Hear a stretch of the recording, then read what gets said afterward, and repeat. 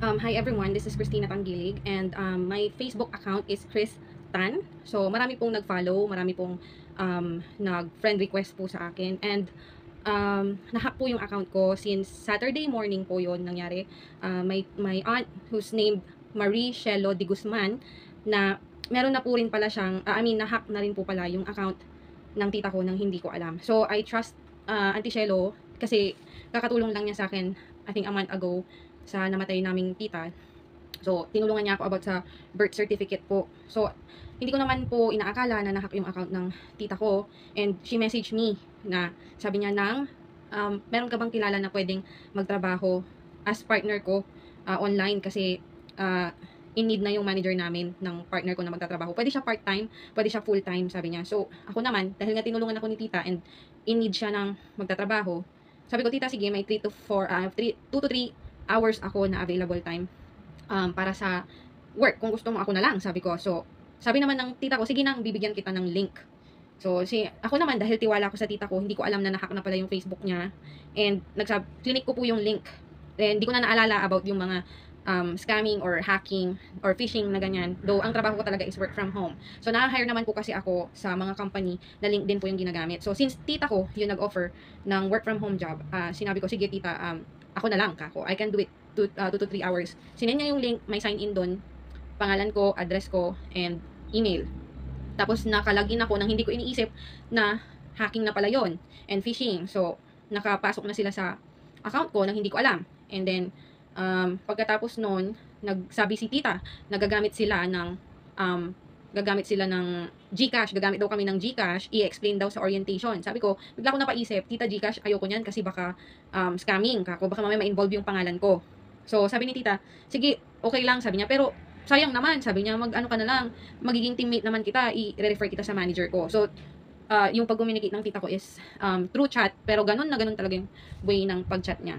So, inaccept ko, hinayaan ko, pero sabi ko, hindi na po ko tutuloy tita sa part-time job na yan kasi involve yung GCash and then pangalan ko pa yung gagamitin. So, parang risky yan. Ayoko. Sabi niya, okay, sige nang. Sabi pa niya. So, after that, ng morning 5 a.m., nakalag-in na ako dun sa link na binigay nila. Natulog ako for like 4 hours. And then, pagkagising ko, naging busy ako sa kusina namin. And pagpatak ng 7 p.m., nag-stop na yung Facebook ko. It says, session expired. All devices ko, lahat ng nawala. Tapos, I was trying to recover yung email ad ko and phone number ko, pero parang may nabago dun sa phone number ko. So, I tried to recover it from 8 p.m. hanggang 12 a.m. And then, ano pa ba yun? Kaso talaga, nagawan pa ako ng second account named Maristan. So, anong nangyari? Hindi ako makalagin sa Kristan ko na account. And then, ang naglalagin is Maristan. So, hindi ko makontrol si Kristan. So, sa sobrang pagod ko po, bandang alas 12 nakatulog ako. Habang inaayos ko yung account ko, nakatulog po ako. 6 a.m. ng umaga, may nag-call sa akin. My friend na, sabi niya, sis, bakit ka umuutang sa akin? Sabi niya, kasi alam ko, nawalan ka ng trabaho for 4 months. Pero never kang umutang sa akin. Ngayon na may trabaho ka, bakit ka umuutang sa akin? Sabi niya. So, sabi ko, what? Seryoso ba yan? So, sabi niya, yes, may nag-message sa akin ng ganyan. So, naisip ko talaga, unang-una na hack na ako.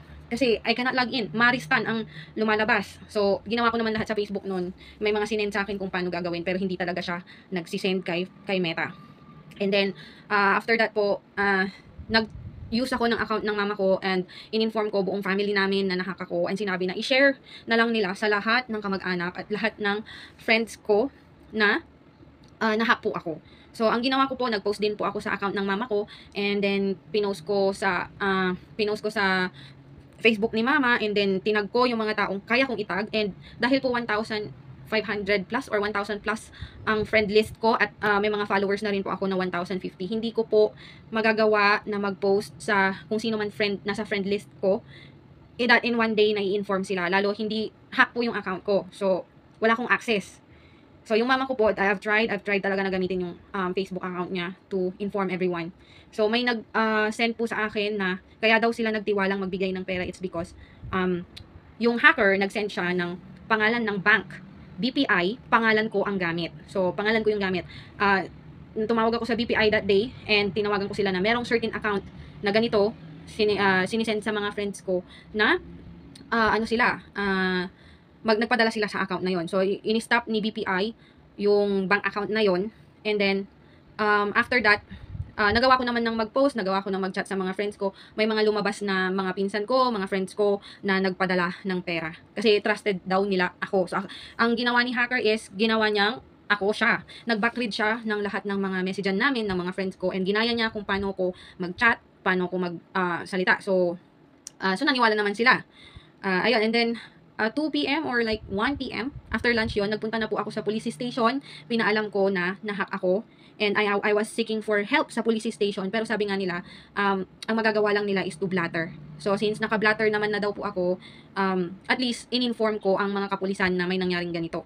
At nagawa ko na rin naman daw po ang step na mag-post and i-inform yung mga friends ko na nahack ako. So, ayun, hindi pa rin po ko tumigil. Kinaumagahan po ng Monday kasi may mga nagsasabi pa rin sa akin na nagpadala sila ng pera kasi nga akala nila talagang ako yon. So, I went to NBI po seeking for help again sa Dagupan, but they got the report, pero sabi po nila is wala silang maitutulong kung sa cybercrime dahil wala po silang access for tracing ng mga phone numbers na ginamit sa transaction, and yun nga, wala silang pang trace na kung nasaan yung nag-hack nung account ko. And wala din po silang IT or anti-hacker na gagawa niyan. So sabi nila is mag-Manila na daw po ako for anti-hacker or this kind of cybercrime. So ano po ako, I'm so sorry sa mga nahack ko dahil hindi ko naman po alam. Nagtiwala lang din po ako kasi yung tita ko, akala ko siya po yun. Hindi ko alam na nahack na pala yung account niya. So nalaman ko na lang po na nahack yung account ng tita ko nung yung Kristan na account, nag-aas na din ng pera sa isa ko pang tita na ate nung nahack na account. So sabi niya humihingi siya ng pera. Tapos, sa bank na lang, tumatawag si tita, ayaw niyang sagutin, nasa work daw ako. So, napaisip na si tita na, ay baka nahack si Tin. So, sinabi ko sa kanya, tita, nahack po yung account ko gamit ang account ni Auntie Shelo. So, sabi ni Auntie May, yung nahack na account pala ni Auntie Shelo is galing sa nahack na account ni Auntie Myra. So, what will happen here is magiging domino effect na po ito, lalong-lalo na sa mga nag-click ng link na galing na po sa hacked account ko na Kristan. Please, kung sino man yung mga friends ko sa Facebook, na nakapag-click ng link, please, ihiwalay nyo na po yung mga Gmails nyo sa Facebook accounts nyo, and possible din po na nahack na yung Facebook nyo and ginagamit na ni hacker yung account nyo para makapanloko. One thing is, inuutangan niya yung mga friends ko na kailangan ko daw ng pera and dapat 7 AM na send na yung account. I don't borrow money at all sa kung kani-kanino. So, please, kung hinihiraman po kayo ng pera ng Kristan na account ko, alam ko po mabait akong tao, kaya madali nyo kung pahihiramin ng pera, pero please, wag nyo kung pahiramin ng pera kung nakita nyo yung Kristan na account, kasi ano po kayo, ma-scam po kayo, mawawalan kayo ng pera, and hindi ko po yan maibabalik dahil wala din po ako na, kasi even ngayon po, pumupunta ako sa BPI, police station, ma-clear ko po yung pangalan ko sa lahat. Isa pa po, nagpo-post yung hacker ng murang appliances dahil magmamigrate na daw ako or lilipat na ng condo. Please, any reason na ganyan, nasa bahay lang po ako sa parents ko and wala po akong binibentang appliances.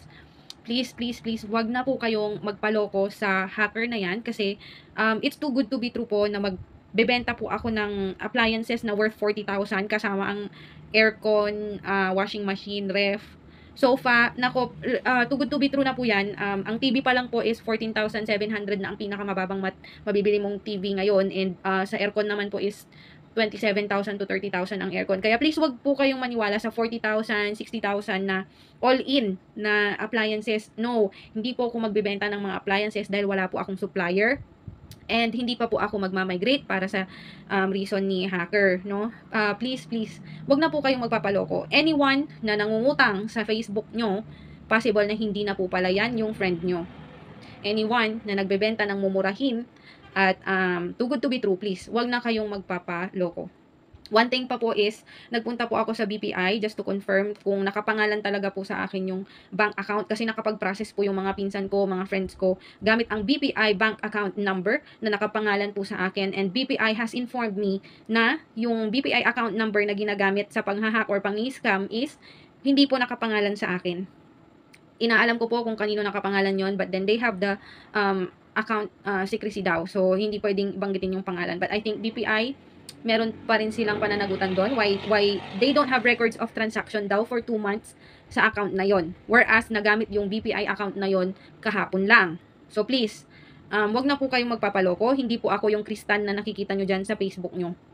And please, report that Kristan na account, and then i-block nyo na rin po para hindi na po kayo ma-hack. One thing more is, yung account po ni Auntie Shelo ko, Marie Shelo Di Guzman ang nakalagay po. Kapag inad niya po kayo, hacker po yan. Ang nangyari po, 1 month ago, na-hack pala si tita, and then na deactivate yung account after 3 weeks. Ngayon, ongoing pa rin po yung pag-a-add ng Marie Shelo Di Guzman sa mga friend list ko po, and wag nyo na po siyang i-accept. Possible din pong mangyari sa akin yan na yung account ko mismo as of today daw deactivated na, pero possible po next month or any other day maa-active po yan dahil nakopy na po yung pictures ko, IDs ko, videos ko, nakopy na po yan. So, may technique din po si hacker na ang ginagawa niya is, dahil nag-change siya ng style, marami po kasing tumanggi na bigyan ng pera yung account ko dahil ang Kristan daw, ako daw is busy sa work. So, hindi sila nag-send ng pera. Ngayon, ang naging next na technique ni hacker is to video call. Video call ka niya, missed call, 3 beses or 2 beses just to let you know na talagang in need ako. And parang ako nga talaga yung tatawag sa inyo. But, so, yung mga iba, nagfo-fall talaga sila na magbigay ng pera dun sa account na yun. And then, ito pa yung nagiging challenge ni hacker kasi sabi ng mga magsisend ng pera, sige nga, tawagan mo ako. So, ang ginagawa ni hacker po, tatawagan ka, tapos, in 6 seconds, ipapakita niya yung video ko. Video ko lang yon na hindi kita kinakausap, iba yung kausap ko. Just showing na nandun yung mukha ko. Kaya please, wag na kayong magpa-loko dahil wala po akong maibibigay or maibabalik na pera kapag nagtiwala kayo sa Kristan na account. So, please lang po, wag na po kayong papatol doon. Kasi kung sa item lang po, hindi nyo pa po nakikita yung item and too much na po yung money na nakuha ni hacker. Please, thank you. And hindi na po ako gagawa ng Facebook. Gagawa pa po ako ng Facebook account ko pero wala na pong involved na pictures ko or videos ko. Ako na lang po bahala muna mag-message sa inyo kapag okay na po yung Facebook ko. I just need my Facebook for Messenger, nothing else. Kaya I'm signing off sa mga pag-a-upload ng photos at pag-a-upload ng videos. And nahack din po kasi even mga IDs ko ginagamit po ni hacker. So I'm informing all the PRC, SSS, lahat po. In-inform ko na sila na nahack yung ko. Kung gamitin man po yung ID ko sa inyo para lang mapaniwala na ako yan, please, I did this video for your safety.